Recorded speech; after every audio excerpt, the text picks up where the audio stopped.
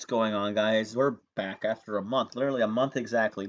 And we finally changed the name to Griff Zleya. It's your boy ZTZ and the Captain Yo, what's here, going on, everybody? here doing a special report on Monday Night Raw. We usually don't do them right after the show, but like we were just feeling it tonight, honestly, and we have plenty of notes and plenty to talk about. I'm gonna say it was a pretty good episode of Raw. I actually really enjoyed it. But let me, as we get through the segments, I want to elaborate on it. So we're gonna start off with Seth Rollins coming out, talking about his championship, and just a typical thing that usually happens when Raw goes on the air. They have that 20-minute promo. So a bunch of guys came out, and we're starting to decide who is going to basically challenge for the title or for the Universal title. So we set up for two triple threat matches. The first one being AJ Styles versus Rey Mysterio versus Samoa Joe. My favorite match of the whole night. A lot of hard hitting action, a lot of really cool spots. It was really cool to see AJ Styles and Rey Mysterio go at it for a little bit.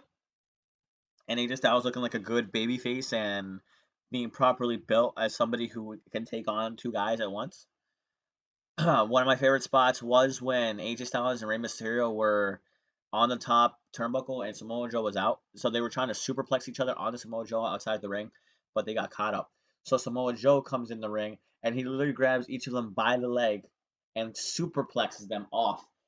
When you watch this in slow motion, you can see these guys and you can even see Samoa Joe's head like literally ricochet off of the mat. Like it looked painful.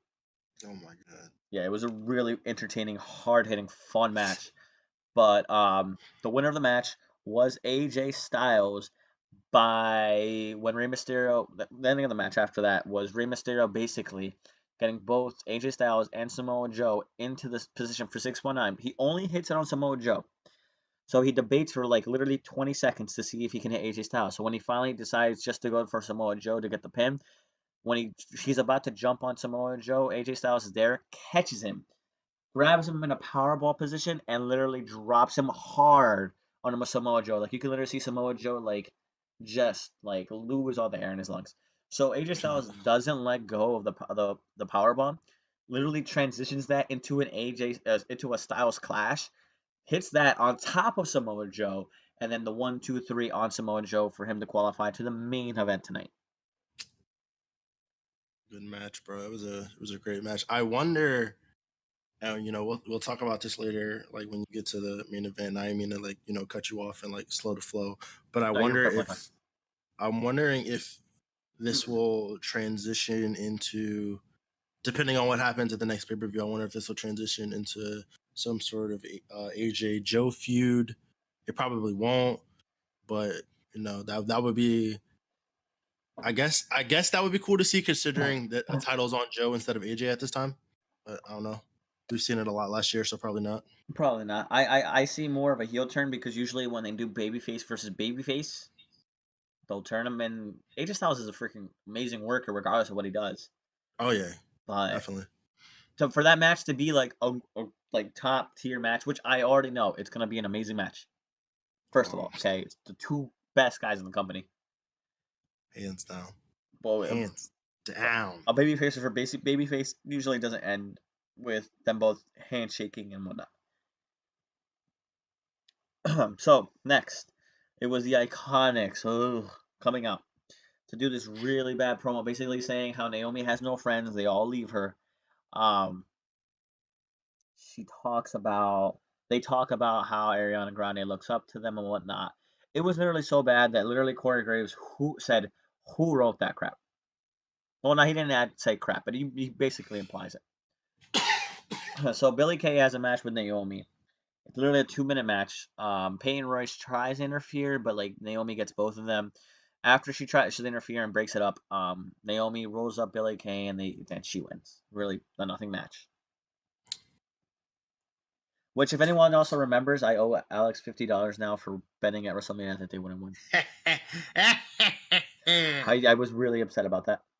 Thank you, WWE booking. They knew what I wanted for my birthday. Yeah. Was it really worth losing Sasha? It wasn't. It was not. So the next thing we had was the whole we had another whole Bray Wyatt like little promo thing with like the horses and all the dolls and everything. I think it's really creepy and it actually excites me to see Bray Wyatt For because he has a kid on the way, so like maybe he's like, becoming a parent in a creepy way. yeah, it reminds me of like Blue's Clues or Mr. Rogers, but like really twisted. Yeah, the people said that on Twitter. They were blowing up about that on Twitter. Yeah, I'm really excited to see where he goes with this character. Yeah, it looks cool. Right. Then after that, it's the second triple threat with both the heels, Drew McIntyre and Baron Corbin, and the Miz. Both the heels go for Miz, obviously, usual typical thing that they do. So I'm gonna read some notes off here to see what I wrote about the match. So Baron Corbin accidentally hits Drew McIntyre with a punch eventually. So you know they're teasing. What they usually do is like when the friends are like teaming up in the triple threat, they'll eventually like turn on each other. Yeah. He gets upset and then he ends up punching Baron Corbin. So Corbin and McIntyre go for it out a bit, and they built The Miz in this match really strong because he was in the middle of it and he was obviously the one getting attacked a lot more, but he takes advantage of it and he takes control of the match for a good portion of it until eventually they obviously team up on him. Yeah. The thing they're pushing a lot is they're saying that the Miz is more aggressive because of what happened with Shane McMahon. So yeah, any thoughts on that? I enjoy that mostly because I want to say from when the Miz first debuted until like he separated as a tag team with John Morrison, he's been like one character, and then from about the time he separated from John Morrison until I want to say like 2016, he's been like the same character, and he's still kind of been that character, but he's like been evolving that character. And like when they did the brand split again, he really like hit his stride as a heel. So to see him now as a babyface, but like adding and evolving like that character even more, adding some like aggression to it, I'm excited to see where it goes. I am as well. It seems like a lot of fun. Yeah. Okay. So one of the spots was a power bomb on the turnbuckle with Corbin on Drew McIntyre and the Miz on Drew's back, which looked very painful. So they cut to commercial after that. So back from the commercial, Drew and Corbin are going on outside the ring, and the Miz lands like I guess you could like say a clothesline on him. Yeah. On both of them. So the Miz gets Drew McIntyre back in the ring. He does a figure four on him. It looks pretty it looks cool. It looked like Drew's really good at selling it. Oh yeah, definitely. There was this one spot that looked awesome, where how like impressive Drew McIntyre is as an athlete, because this guy's huge, and he's built so you don't expect him to be so agile. So he does a spine buster on him, and then he literally like flips around to pin the Miz. I just thought that was a really cool touch. The jackknife pin that was amazing. That's really cool.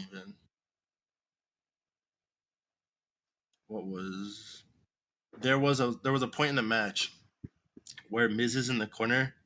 I'm 99% sure that was like a botched kick, but I love how Corey Graves like sold it on commentary. He's like, or not Corey Graves, but Michael Cole. Yeah, Michael Cole was like, bro, he just powered through that attempted kick by the Miz, and I was like, I mean, we call that a botch at home, but I appreciate you covering for your boys out here.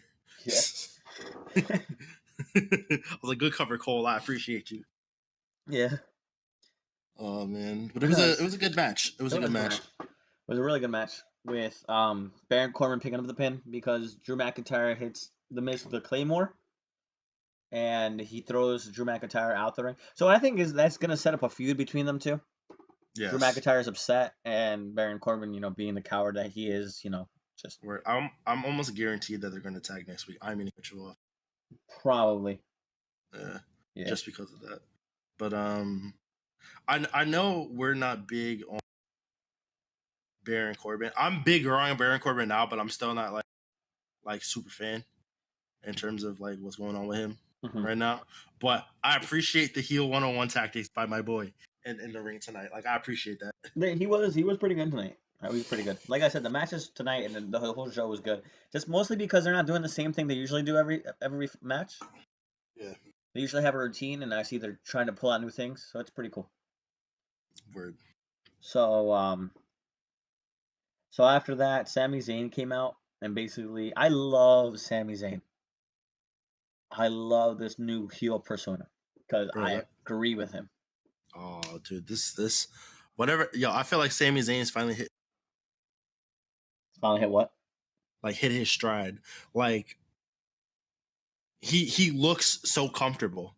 Like, and maybe I'm wrong, but the way he like looks when he's like smack talk in the WWE universe, he feels comfortable. He is. Like this is like this, like in terms of being a heel, this is like what he wants to be doing as a heel. It makes sense because realistically, he's not going to pick up a lot of victories or championships, I guess you could say, but maybe I'm wrong. Because it is Sami Zayn, he's an amazing athlete. But this just fits him. You're right, it absolutely fits him. Yeah. So plus, the promo. Go ahead. Oh no, I was just gonna say that stunt he was doing last week on Alexa Bliss's Moment of Bliss show, like that was great. That was by far the coolest thing that he's done since coming back. For sure. So yes, the promo was basically him showing. No, you're fine. The promo was basically him showing how much happier he was outside of WWE. Right. And so he basically criticizes the fans, saying like they love to boo, which it is wrestling, of course, so it's completely like okay. And they love to criticize, but we can't look at our own lives and we nitpick what they do. Like from a realistic like worker standpoint, I can imagine like especially with Twitter and all these things, people always complaining. Like I completely agree with them that like people that are just fans like we like to nitpick little things. Yeah. Like it'll be an amazing match, but we'll still be like, you know what? Like this was wrong, so I can't like this match no more. Yeah. So like it's awesome. Definitely. So then we had Cedric Alexander making his Raw debut, and they run a promo on him, basically what he did on 205, like a quick little like highlight reel. Word. So now Cesaro is on Raw, which with no explanation and it being the week. Did you peep that? Did you notice that? Because they moved Andrade back to SmackDown. They did. They moved Andrade, and then they moved Aleister Black to SmackDown as well. Yeah, they were like, bro, all right, we're not gonna like put this marriage. We're not gonna put y'all on different shows. If she's going, he's going. Which I respect that. It is cool that they keep the married couples together. I think that's awesome. Yeah, and Andrade and Charlotte are back on the same show. Yeah, so I guess the rumors are they have a little bit of pull there, but like I don't know. Yeah. But back to Cesaro. It's the week after the Superstar Shakeup. Why was that not announced? And why was he on SmackDown last week? And now, like, are we just doing Superstar Shakeups? Is it the whole month? Maybe, possibly. I wouldn't doubt it. But now is it just Cesaro, or did the bar go back to Raw? I have no idea because they only said Cesaro. Yeah, I mean he was wearing his he came out to his bar music and like he came out with like his outfit like with the bar. So I hope, because him and Sheamus as a tag team have been like very consistent. They have, but like at the same time they gotta do something different. Which with the way the Viking experience is on Raw right now, like it would have been cool to see Cesaro and Sheamus in a really strong tag team because they also broke up Bobby Roode, Robert Roode now and Chad Gable. Throwing it back to the old school. My man said Robert Roode. I was like, yo, you actually look like you did back in TNA minus the long hair. Stop it. So Cesaro wins the match with a huge uppercut on Cedric Alexander. A lot of spots. It was a decent match, I would have to say. Not enough time to really like say it was a good match, but it was a fun match to watch. It was great. I like that Cesaro won off of his signature and not like the neutralizer or the sharpshooter. They're starting to do that a lot more, and I'm liking it. I'm actually liking it because it gives more of their move credibility. Yeah, which a lot of the times they've been killing, but like they've been doing it a lot more as of late. Yeah. So I know it's probably gonna be your favorite part of the host show, but the Usos come out to do a promo because it was part of one of my favorite parts of the show. So how about you want to explain this part? Oh my goodness! So the Usos doing what the Usos do best, just shining on them, shining on the tag team division. So they're like, "Hey, yo, Charlie, what's good, girl? We out here, Usos on Raw." talking about teams they like to face, talking about what they did on SmackDown, how they're going to run the Raw tag team division. And then the best possible people that could have showed up in that moment showed up. The Revival. Talking about some Usos, y'all the best tag team in SmackDown history. But this Raw, and it literally cuts back to the Usos, and them boys is napping. They are napping and just playing with the Revival. I love the Usos energy. It's just a joy every time I see them, and I love it. And I love this program they're about to get into with the Revival, and I can't wait till they have their Raw debut match. Welcome to the Uso Penitentiary.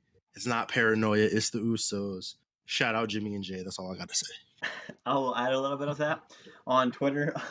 The Revival were like, "This is the Revival." What was it? Reformery, which I thought was really funny. That was good. I like that. Yeah, that was good. I'm really excited for that match. I hope the Revival wins, though. I know you want the Usos to win, but the Revival after losing the tag team titles, I think needs a little pick me up. They do. Did you notice when they were like, how they were talking about how they're gonna go through each team, and they like listed them for the Lucha House Party? They were like, they were like, we're gonna call you an Uber. The party's over because we don't condone drinking and driving. And then they look at Jay. Dog, that was the best part of the whole. Joe, I was like, did they just went there? Good on them. Good on them. They're really good. I love them. So then after that, Becky two belts comes out to face Alicia Fox. Lacey Evans is announced to be the challenger for Becky. So Becky is basically like running the trash talk on Lacey. And then she goes, basically, Lacey Evans is only getting all this attention because she's doing favors for the back of the backstage, which I wasn't a huge fan of, but I was just okay with it at the end. Hello? Oh, yeah, I heard you. Okay, I don't know if you were there. We went really quiet. Yeah.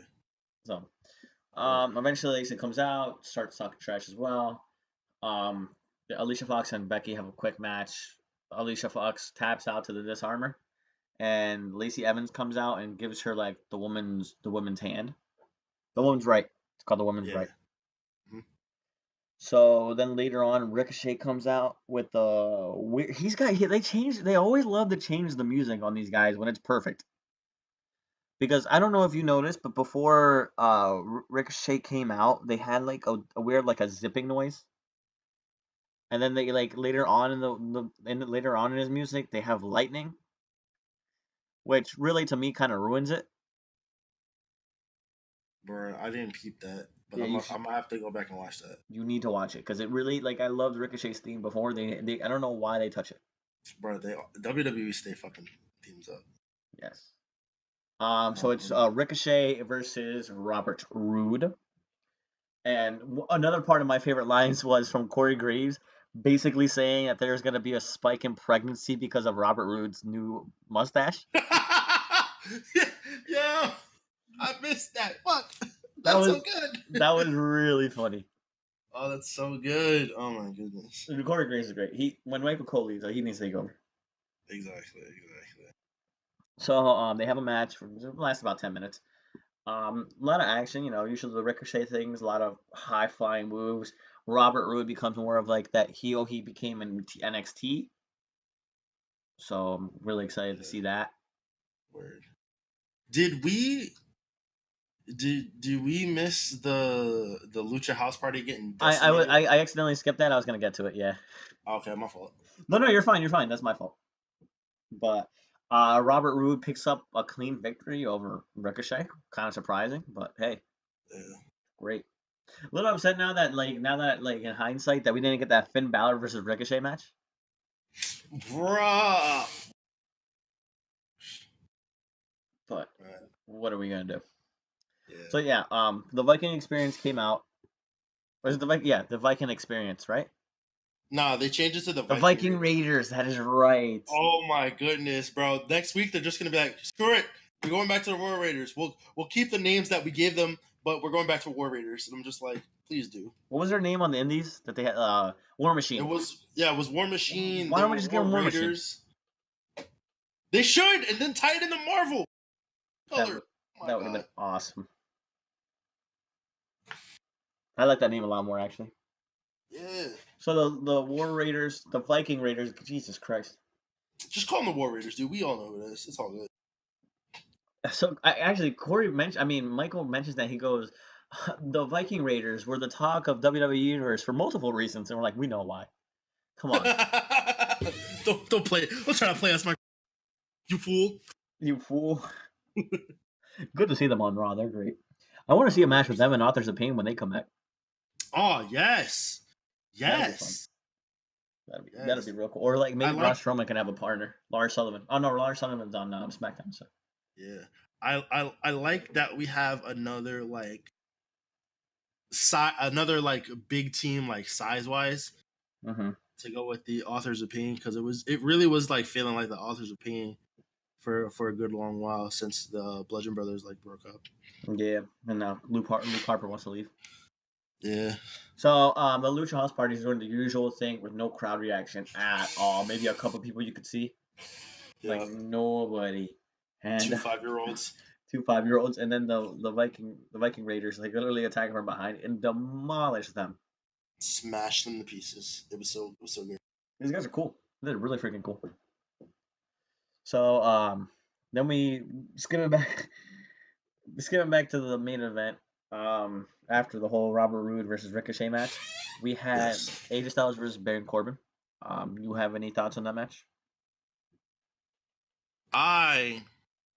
As people have listened to the podcast will know, I am a massive AJ Styles fan. So aside from the fact that my boy looked good in this match, this was a good match. I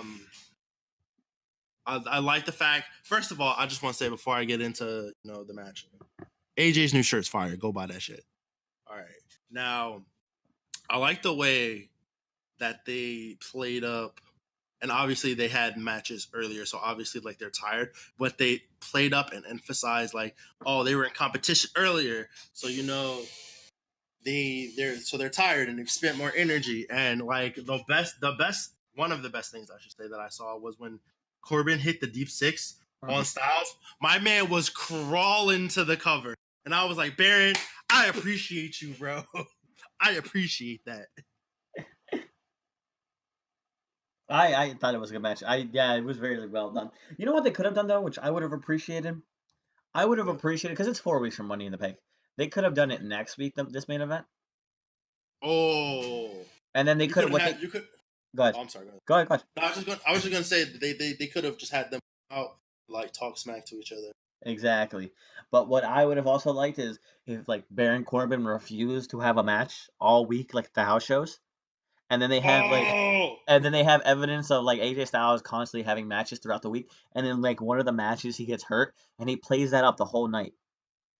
Oh yeah, yo, that's hot. That's hot. You gotta make me a booker. They gotta make me a booker. Dude, do it. That's hot. So, as you know, AJ Styles won.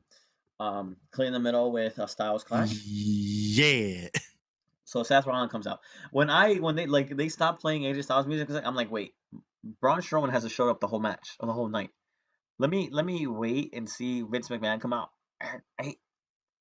Actually, you're gonna face this man one more time, and if you beat this man, you can go face Seth Rollins and just dick the whole WWE universe. Word. But it didn't happen. Seth Rollins came out. They had a stare off, respected each other, and that was the end of the show. Yep. Seeds for the heel turn. AJ's probably gonna turn heel. I'm ready for it. I'm excited for it. But Raw has a lot of heels. You're right. Think about how many baby faces they have compared to heels. And a lot of the heels won tonight as well, if you really think about it. You're really right. I mean, it's okay. AJ Styles won most of the matches that were really important. I mean, Ricochet lost. I mean, Naomi won, so that doesn't count. I mean, that's one right there. That's another one. Lucha House Party got demolished. Demolished, yeah. What else? Becky Lynch won, so it wasn't all heels, but it felt like a majority of the matches that weren't being built up was the heels, which is fine because we're building up to pay-per-view, and I like that. I like that we're having a mixed match. Yes. Which wasn't something I was a huge fan at WrestleMania that a lot of the baby faces won. True. I don't think it should be just one time a year where we're expecting like all of these baby faces to win, because you want to keep the heel strong, of course. I like when Samoa Joe won. Like that was like my one of my favorite highlights. Oh, dude, Samoa Joe decimated Rey Mysterio like 0.5 seconds. That was awesome. I was literally chanting Joe, Joe, Joe, Joe. He Word. literally, the bell rings and then I'm screaming Joe, Joe again. Word. You know what? And I don't mean to get too off topic, but you know what makes me mad about you watching WrestleMania 35? What? They don't show Batista tripping. They do. They do show it. They do? They cut it out now, but they when Yeah, no, that's what I mean. Like when I go back to watch it now, they have. They don't have it yet. When it was first live, you can literally you look it up online. When he trips, you can watch it on Botchamania. You can literally hear Shawn Michaels goes, "Oh my god." Yes. Oh my. That was by far one of my favorite parts of the night. When he trips? Yeah. It was just because he tripped, it was so unexpected, so funny. And then they gave him pyro. That was the icing on the cake for me. Like, y'all let this man trip, redo his whole entrance, and then give him pyro. I thought it was Batista's last match, but I thought it was awesome. Yeah, it was cool. It was a cool match. I hate that people say they hate it. I just thought it was fun. There was these two guys. People say they hate it. Yeah, I liked it. I liked it a lot. I think WrestleMania was like a pretty good show. Not great, but it was a pretty good show. Word, it was. We have not had our thoughts on WrestleMania, but it was. I liked it a lot. For my first WrestleMania, it was pretty good. Oh yeah, I thoroughly enjoyed it. Yes. So we see Brock Lesnar come back out at SummerSlam. Which, if Seth Rollins retains, I'm okay with it. That's true. If he's still champion. I'm looking forward to a decent like Seth Rollins babyface run. Because he hasn't had a world championship like babyface run yet. Mm-hmm. So I'm looking forward to seeing if they decide to do that. Oh, one thing I want to talk. So Becky defends the Raw title at Money in the Bank. Is she also defending the SmackDown title? Because if she is, that's a lot. What I would do is I would alternate them. If she doesn't defend it, because I don't think she is, but if she doesn't defend it, she'll probably defend it or after. Maybe, but don't have her defend it the same night. It's like dumb, and it's burying the whole rest of the roster too. Yeah. But my thing would be like defend the Raw title this one, and then defend the SmackDown one on the next pay per view, and then like when SummerSlam comes around, you have her defend both, but she retains. Word. And then she can start to lose them, which would be fine. She could put. What if she puts both up at SummerSlam? Like have one women's wrestler from Raw and one women's wrestler from SmackDown, and then she puts them both up in a triple threat. That'd be great. Let her be the Steve Austin. Dude, Stone Cold, Becky Lynch. Becky 2 belts. Becky 2 belts. Any other thoughts from your part? Nah, man. No, I'm good. Actually, we could talk about this off like podcast, but I wanted to run something by you. God. But it's not like super. What is it? Well, I recently watched a few like wrestling interviews, and it was like I literally had the idea. I was like, if I would literally just want to talk about like music and wrestling, because I know we talked about it, but I was really intrigued by the video I watched with the producer for the Gorillas of Destiny's new theme, and like how all that like went down. So I would really want to talk about like music and wrestling. That's perfectly fine because I've listened to the Batista theme song for the past 2 days now. Because it is literally one of the best theme songs out there. Oh, it really is. It fucking slaps. It's awesome. You know that when you hear that, it's like, oh my god, someone's about to die. Have you seen the Up Up Down Down video of Xavier Woods singing it? Yeah. And he's like going all out. Word. He's like, what a song. Hell yeah. I'm like, that's right, man. That song is fire. I mean, yeah, it's a great song. Word. Transferring over to a little bit of other news. Yes. In Double or Nothing, it was announced that Cody would face Dustin Rhodes. Hey.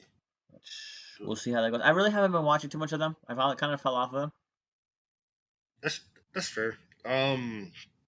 They announced that they just signed this indie tag team. Yeah. That kind of reminds me of the Street Profits a little bit. Yeah. But like the stuff that they were doing, because they showed like a little highlight clip on like Being the Elite. The stuff that this team was doing is amazing, yo. Yeah.